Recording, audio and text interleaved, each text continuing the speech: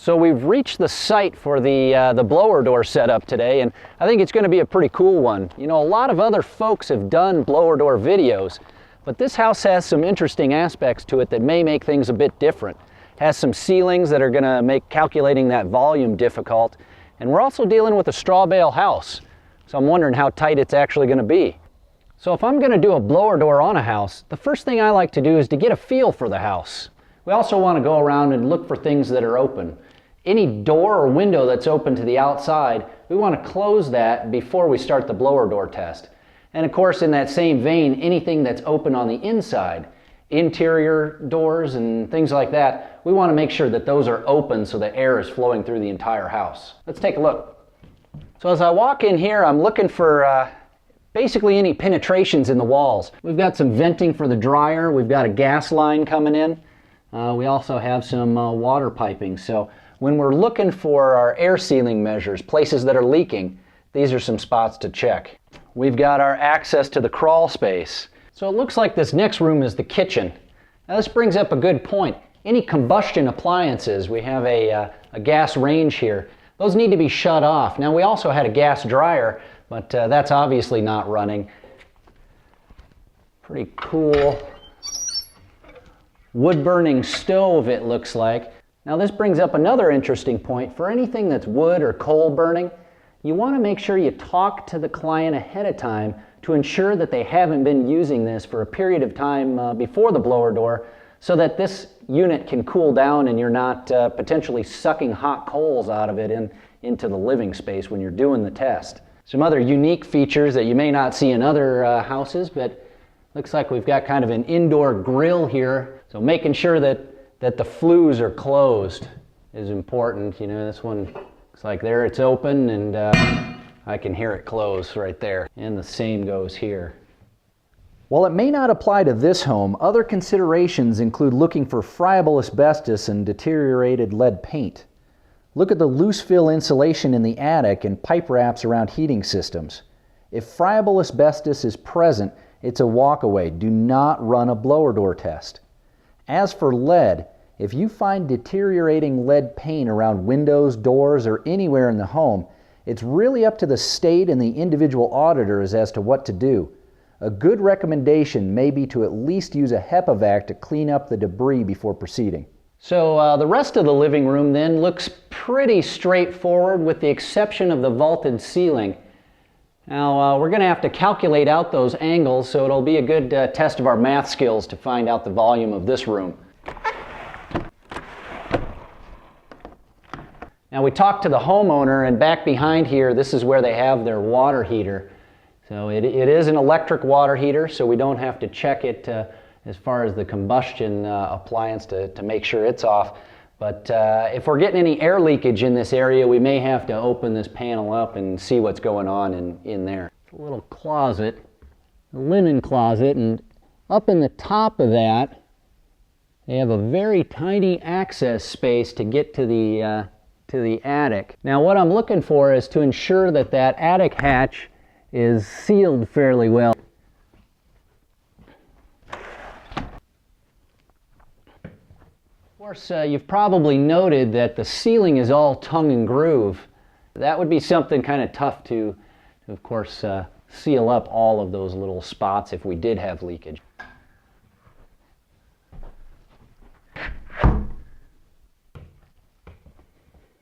Of course, we got this sort of odd profile of the ceiling again. We'll have to account for that. The windows are closed. Of course, we have this obvious fireplace here.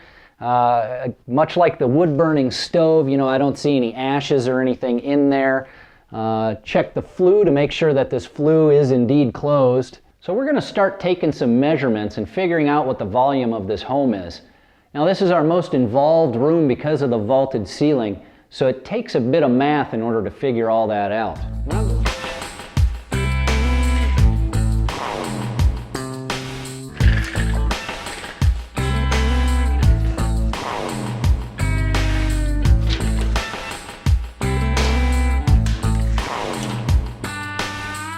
We've made all our measurements. We've shut all the windows to the outside and opened up the doors on the inside.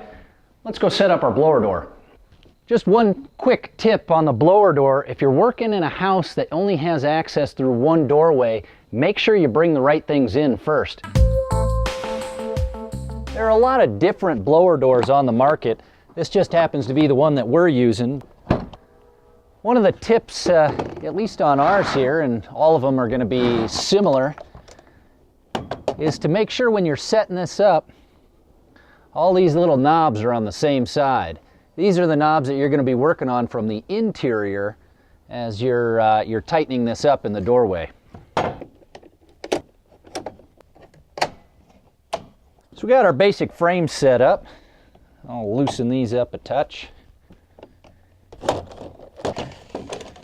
Let's go ahead and do a rough fit then. I like to just get it fairly close to the size before I lay the fabric on.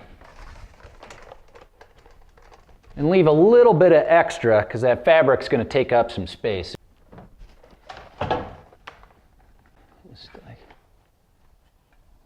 All right, so that looks about close enough for now. Let's go ahead and lay the door itself on here.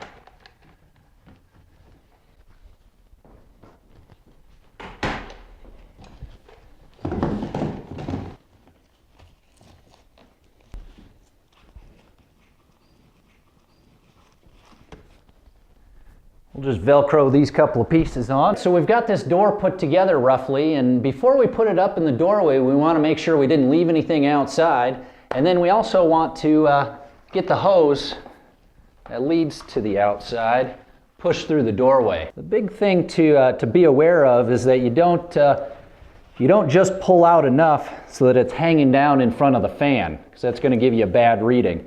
So we like to pull out 15, even 20 feet, at least so we can get it out of the way of that fan. If you're dealing with a porch outside, for instance, a closed-in porch, you want to make sure you pull out enough so you can get it to the outside and not just into that porch area. All right, so we've got about 15 foot out here. I'm just going to toss it out to the side here and make sure that it doesn't have any kinks in it. That's looking pretty decent there. Out of the way of the fan. I don't see any kinks in the hose. So let's go ahead and fit our doorway in here. You want to pull your fabric tight so you don't have a sail. And then you just want to work with these knobs using your hands and your feet to make sure you've got them just roughly hand tight. You notice there's both a knob and a lever. That knob is to loosen it up so you can hand tighten it there. And that lever, you can see, just puts on a little added pressure.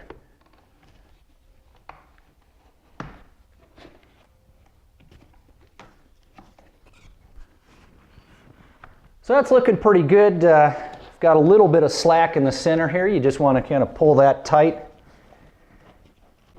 All right, so the next step is to put the fan in. You want to make sure that those are on the inside.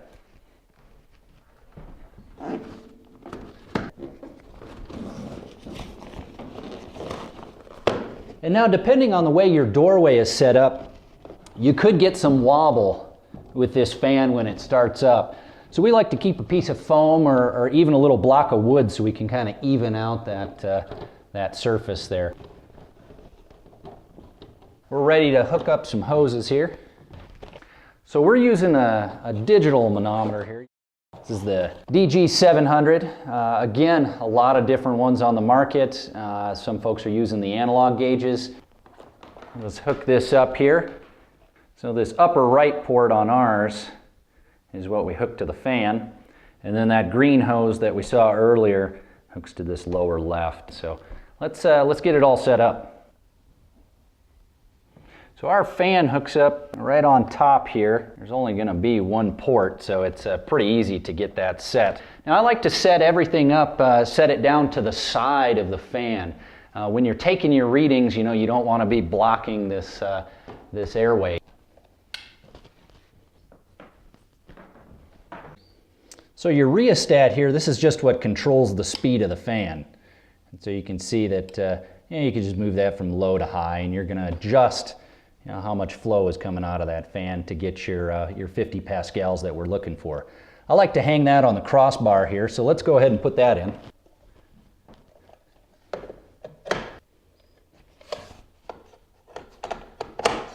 And this crossbar is also here so you can really make that connection solid with the fan.